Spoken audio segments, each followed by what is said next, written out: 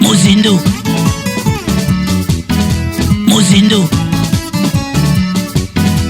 Mozindo.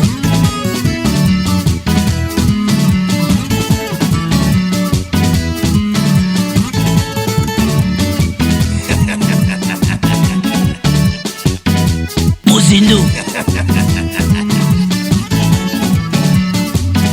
Mozindo. Mozindo. Mozindo.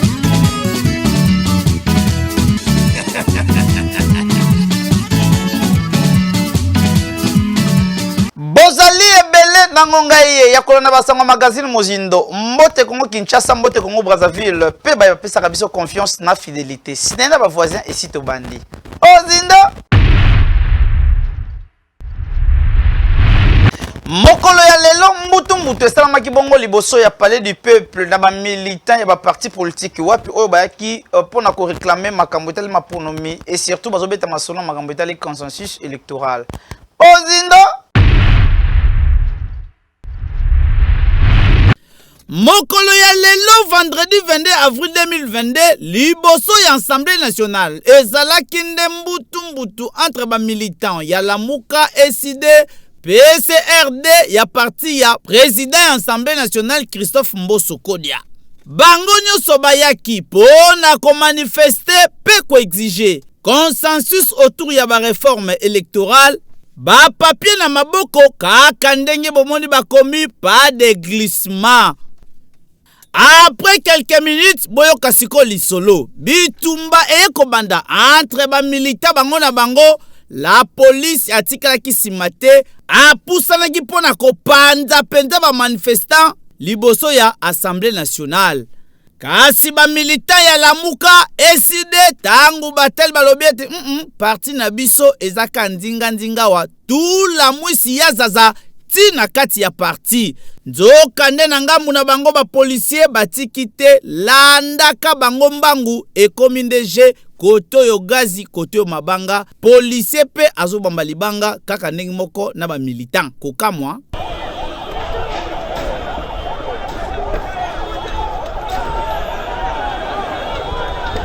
Mabanga telme lekaki parti ya SID e panzani ba vitre tout mitraille en tout cas makambo kitoko ten atamuke. Kasi ndeko mobali oyo bozali komona na bilili azalaki na bien botala yewana alati pembe. Bomoni botala yewana bomoni awa nano azokite. Azo renye pe azo mabanzembo.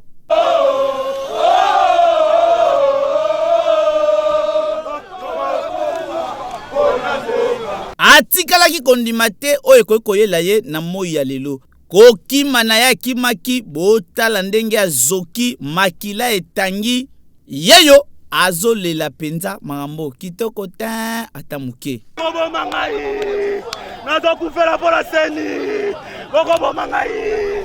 Kasi ba policier batika ipeka kate ba récupérer bongo batu mususu kaka ndenge bozali komona bazo matisa bango likolo ya ba jeep ko beta pe koniata makambo yo esungi ten atamuke botala. En tout cas tokosenga la population ko sala marche to pe ko revendiquer ya nango mabete. Kasi esengeli ko respecter mibeko oyo wapi bakonza mboka basenga po makambo boye ekomate. Tala ndenge bandeko musuba zoki misusu babukani kote ya la police toko senga kaka musala o sengele sala mabongo na professionnalisme ke ya kobeta na babanga na population en tout cas esungite tope ya ko torturer botala ndenge ndeko azoki bandeko musuba zuba problème ndenge na ndenge en tout cas bobongisa po boye kitoko ten atamuke bo mwana profondeur pardon Mozindo.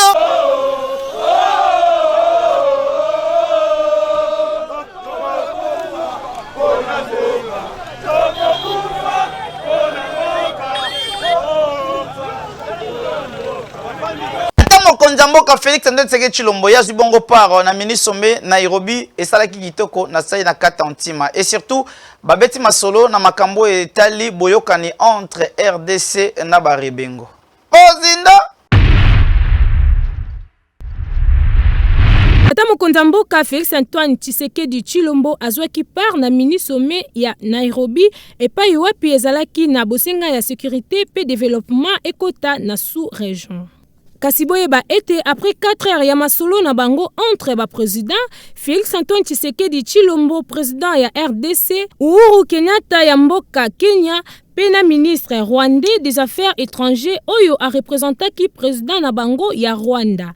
Sommet oyo ezwaki ba résolution ebele oyo ezali très important, ezali nde engagement ya ba président nyonso ya communauté ko soutenir processus ya ko déposer minduki pona ko rejoindre processus ya PDDRCS mise en place epai ya président Félix Antoine Tshisekedi Tshilombo. Pona ba groupe armé étranger esengeli na bango pe ko déposer minduki pe ko kende epai ya l'état na bango pona ko renoncer na mosala oyo ya minduki. Kasi boyeba lisusu force militaire régionale ya East Africa Community ekozala opérationnel mikolo ezali koya. Pe boyeba ete tata mokonza mboka Félix Antoine Tshisekedi Tshilombo akoyamba ba groupe armé mokolo ya lelo vendredi 22 avril 2022 kuna na mboka ya Nairobi na Kenya. 100% information, Mozindo toujours. Chef ya gouvernement Jean-Michel Samalukonde yazalaki bongo na Lubumbashi na makambo etali conférence interprovinciale babetaki masolo elongo na ba député o bazalaki wana na ba sénateur elekaki ndenge nini. Ozindo na tension intercommunautaire entre Katangese pe Kasayen, Premier ministre Jean-Michel Samalukonde ye alansaki bongo ba travaux ya table ronde kuna na Lubumbashi pona koluka kimia. Kasi table ronde yango ezalaki nde liboso ba députés nationaux, ba sénateurs na ndambu ya ba membre ya gouvernement pe na 9 gouverneurs ya ba province. Kasi tangu Premier ministre Jean-Michel Samalukonde azwi maloba atalisi esengeli bolingo nde continuer korégner pe ko soutenir projet ya 145 territoires et sa kitaka. Ozindo ah oui, na tangu ya kala tozalaka na président moko na kombo ya Mobutu abandaka koloba tatabo, mamabo, mokondibo, ekolobo bozungisa. Esalaka ete bolingo erenye na kati ya ntima. Yango tozali ko rappeler kaka na ba Congolais to abandeko to luka kimia esa penza kitaka. Ozindo sala de ménagement na facilité Raikat azana terrain conquérant azate. Raikat lelo na mosungi malamu yo mokonzi ya déménagement na Congo yeyo Raikat ne leader ndeko ya Congo yoka olingi olongwa na funa okoma na changu tope na mwamba okende lukunga mitungisi esilio kompani ya déménagement ya sécurité bona kobatela biloko na bino nyonso tu télévision sani ya mbele four congélateur machine ya lave pe biloko nyonso tu ekobatela mande kitoko bokanisi esili te bato ya babiro mituka ya minene oyo eza mpo na bino peo bameble na bino nyonso tu ya biro kontakte kaka Raikat akosalela bino musala bokozala jamais déçu.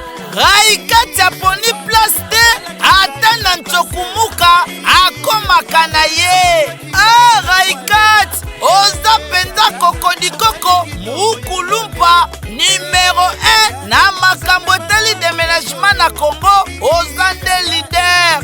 Attention la télé. Attention le son. Eh oui. Longonia na bandeko ya zéro trou continuité ezali kosala toujours na ba travaux na njela c'est comment fait bandeko bazo continuer ko sepela ya makasi surtout banjilwa baleli yango ya dégâts. Ozindo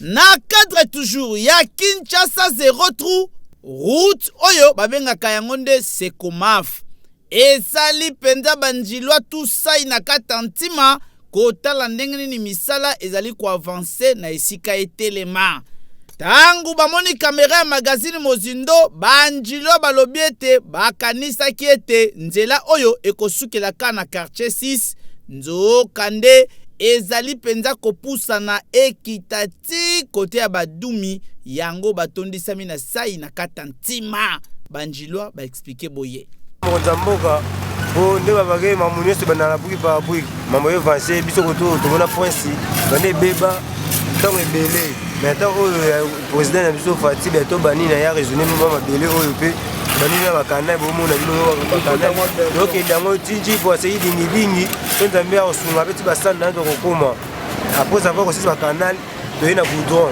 donc sentiment makasi na bana to bota bakuti su point so tata mama mona ngo beba kala la rédaction makasi kama Mozamboka ya ngwa befort ya ngwana ko to na mboka akoteka befort ala ndezo timba metel ba mai na ba courant to ma civiliser ne ba tenir sur bazalaka ya même morani to aussi na Mozamboka ya ngwana. Merci. On a situation nzela vraiment tout se perd. Ndimaki te tu souffres que moi trop na makambo tali nzela mais to moni lelo et c'est réalisé.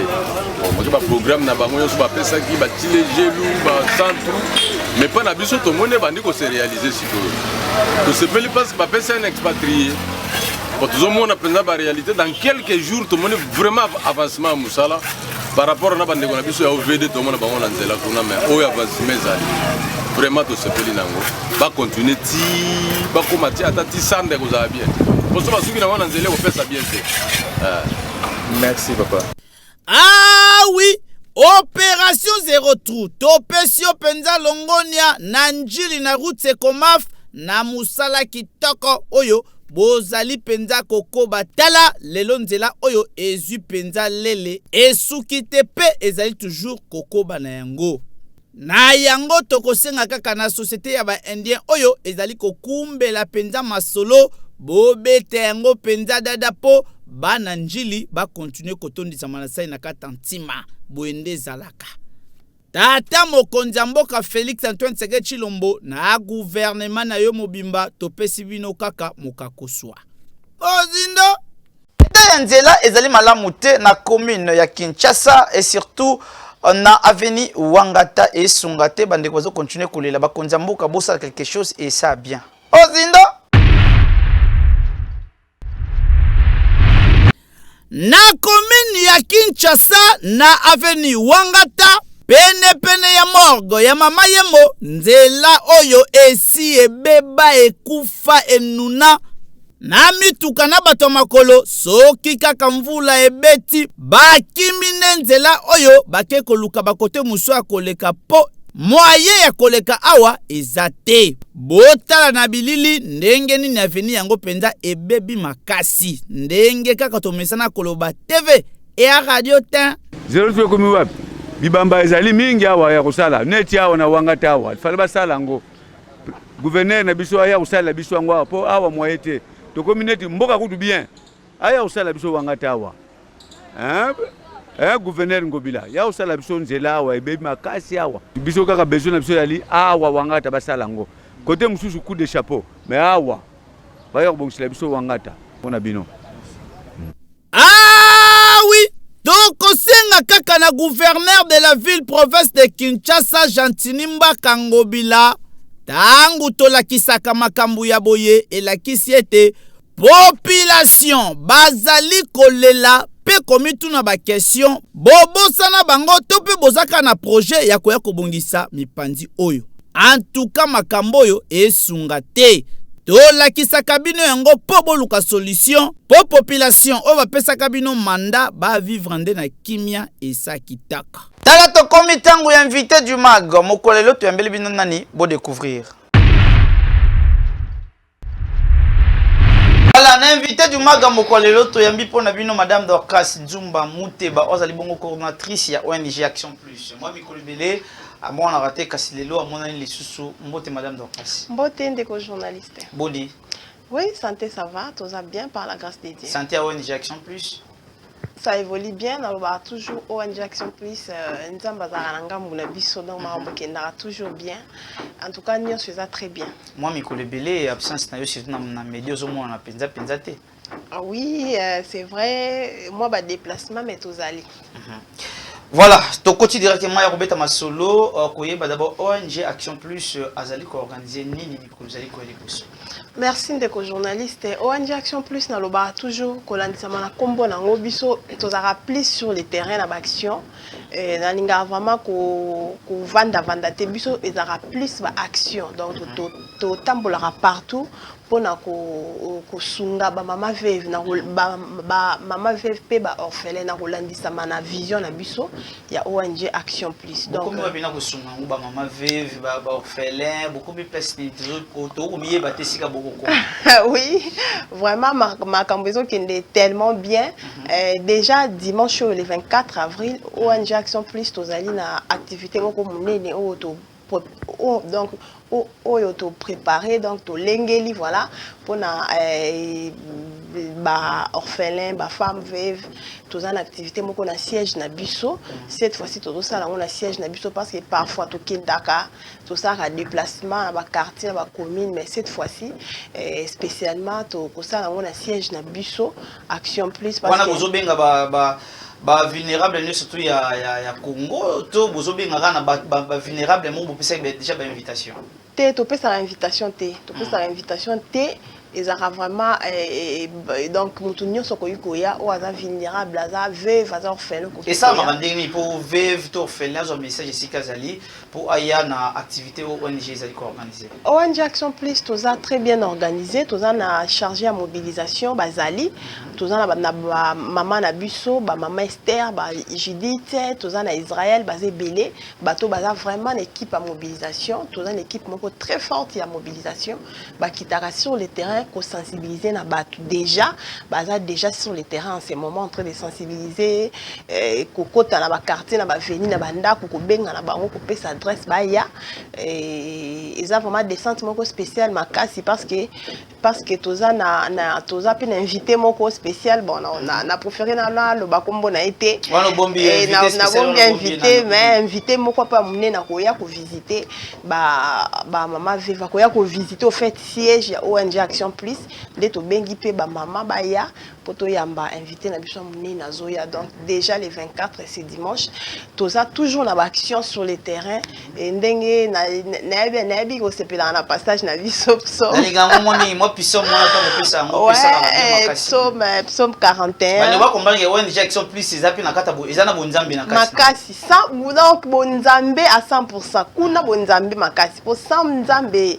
ma plein donc psaume 41 verset 2 Bible ndenge lobi na biso errer celui qui s'intéresse aux pauvres au jour du malheur l'Éternel les délivre ya wana biso na ONG Action Plus to s'intéressera na bato wana na bato bazanga mibali na bato bazanga muta ko sunga bango na bano ya bitike bazana ba parente donc biso to za wana pona ko mekampe ko pesa sourire na bato lolenge wana donc déjà c'est dimanche et à 200 300 personnes bakuya au perso azolanda biso aza kota kimbante ki ya mikondo oye poni mutute poni genre ya communauté sikande kwazali non donc l'essentiel comme ça la veuve voilà vulnérable voilà oya na ko participer oye au participer moi eloko ezali moi loso moi sukali masangu ji ya kolia ya kokabula bandeko oyo komonana to kande to saka comme d'habitude to yambaka bango bongo to sungaka na bango à part ça to na médecin na biso docteur Alfred ye asungaka pe ba personne vulnérable wana na ba santé na bango donc soko beli oye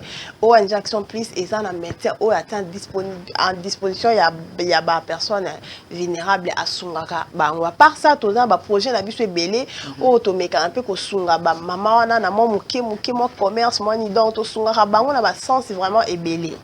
Voilà, merci beaucoup Madame Dorcas nini penza kusinga na baitu bakulanda yo oyo nini bako kusala pona ONG Action Plus. Merci ndeko journaliste, très belle question na loba toujours kosunga batu ezaka to zelo comme na ba millions bongo bana kosunga. Donc avec le peu que vous avez okoki toujours kotia liboko na poche ko kanisa pe ba o bazangi. Ngana loba toujours papa Joël ezana ndeko mususu azana ndaku na azolia azobwaka biloko azo négliger li pa 200 francs or dans la coin moko boye bato moko boye so kopesi ata 200 francs ata 1000 francs asali pe wenza mokolo mobimba. Donc vraiment ONG Action Plus on a besoin de partenaires, il y a bato mitema malamu bato oyo bazaka na mutema kosunga. Donc bo benga biso habite ba benga na numéro eza pesa numéro madame Dorcas. Numéro ezali plus 243 81 15, donc 081 31 995 on les a numéro na biso soko bengi avec tout ce que vous avez sachet secret ça combien l'osso et qui toujours ko sunga veuve mon côté orphelin mon code. Donc ONG Action Plus tout ça vraiment on a besoin de partenaires, les gens de bonne foi, n'hésitez pas de nous contacter. Siège na biso ezali avenue Manzanza numéro 7 quartier Mikondo dans la commune de Kimbanteke. Voilà, rappel sous pour na bande ko tout ba ko na dimanche oyo ouais ezali ONG Action Plus avec un moment vulnérable ya Congo mobimba. Donc ça dit muto atazana kasumba lesa ko na biso ana wapi ako azana lubumbashi ko non sto zali ako futa ka bien na ye pour participer. Donc ONG Action Plus c'est dans la manifestation nene les encore organisé c'est 24 ici dans dimanche et na 13h na siège na biso social na avenue Manzanza numéro 7 quartier Mikondo la commune ya Kimbanteke.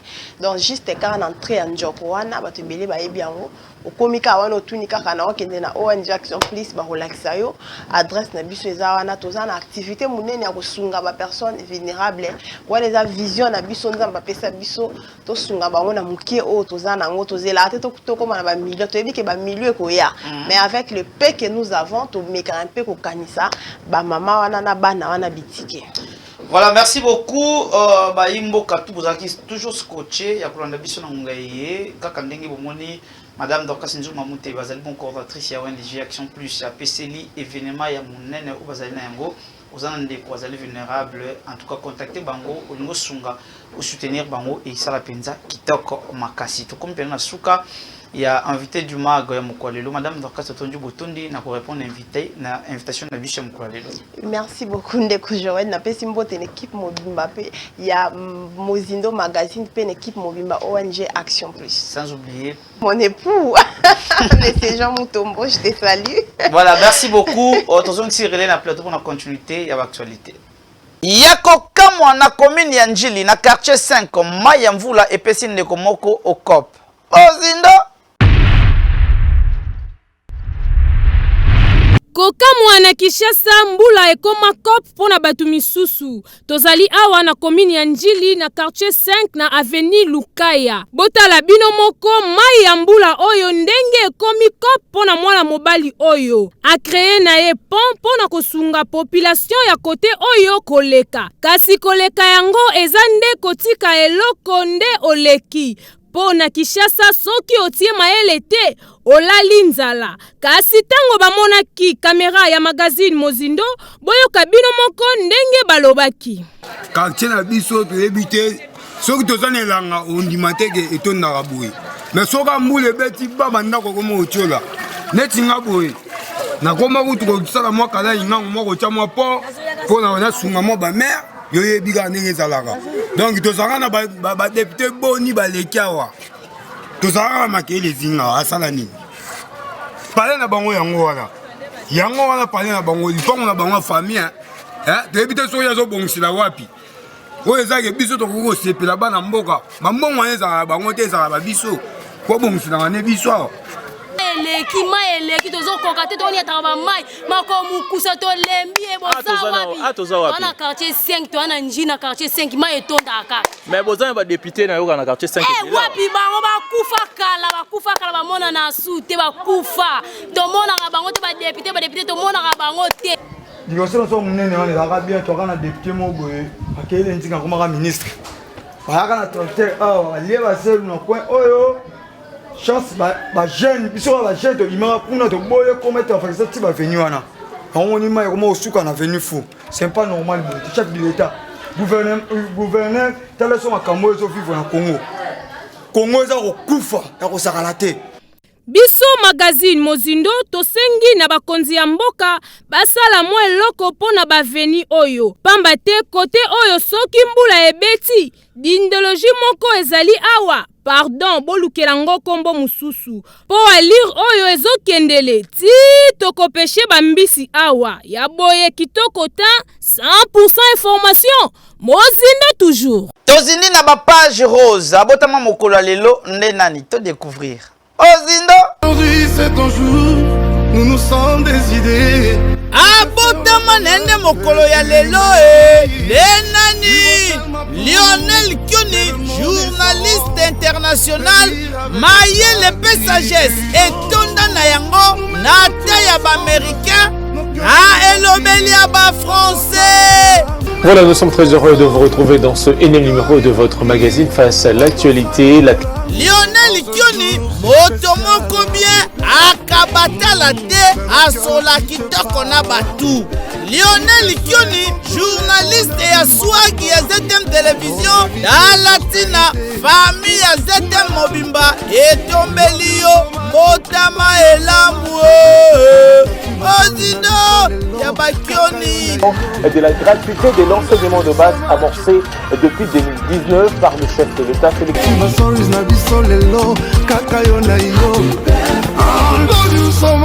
Zabotama mokolo ya lelo nde nani to découvrir ozindo abotama na mokolo ya lelo nde nani ecstasy dia kese mwana mwasi moko ya tai bote fanda neti kaka ba belge na etamboli ya ba française na te ya ba américaine mokolo ya lelo zali mokolo mbotama na yo dia kese o fete penza na bonzambe esakitaka azinda na bastatu basoris na biso lelo kaka yo na yo you so much ozinda aujourd'hui c'est ton jour nous nous sommes décidés abotama nende mokolo ya lelo nde nani yo Monsieur l'abbé ya vangu papa moko bien papa social na elateli ya ba français na esekeli ya ba angelou na couleur à l'opposé ya ba belge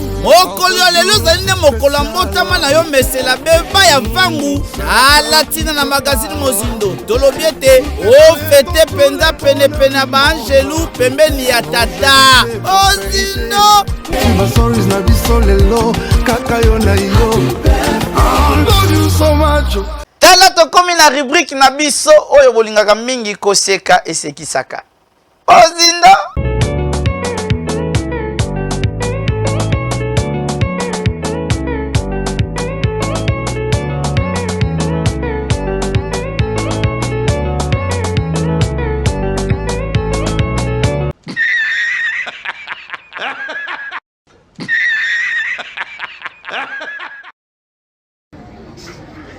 anga desi nzolando ya mama batu bandimite donc ndimite kezanga yi grave wani mateka desi nzolando ya mama aboya ndoko tuba expliquer moi comprendre yate notre dama lingwala zana gombe comprendre clinique ngalema ngalema te ngalema te zana gombe voilà comprendre mboko tuba expliquer moi comprendre ça il faut pas expliquer bien pour comprendre ngo eteni wapa bakonga wapa anga imboko mboko zelengi moi tuba expliquer on comprend dans côté 20 ans 13 ans une année Simbo Kanima les gros qualifiés VK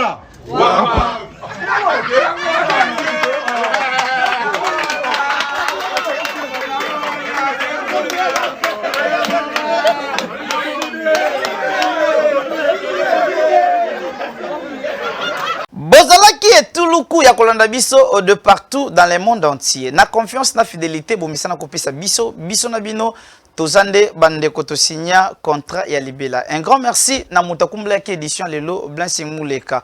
Muta ko sala ba terrain mikolo yo tongo medi pourquoi Glossy Izampe yenda simbi yango cameraman professionnel moteur filma yesu na tango wana.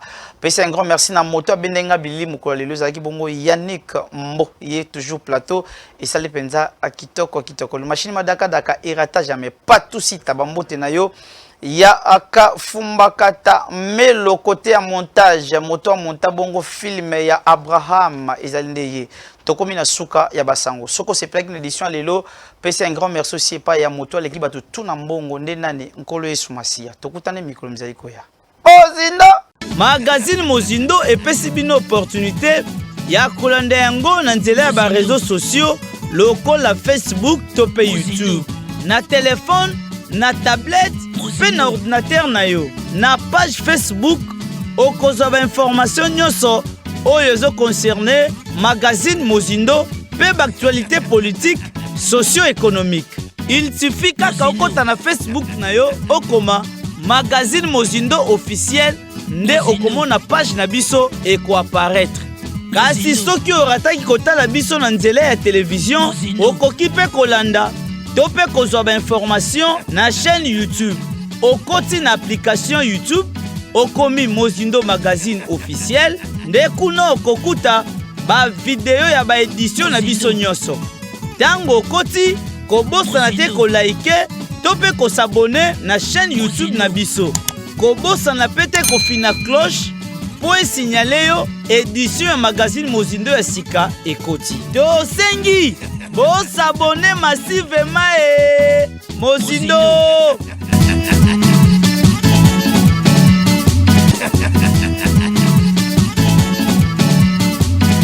Mozindo. Mozindo. Mozindo.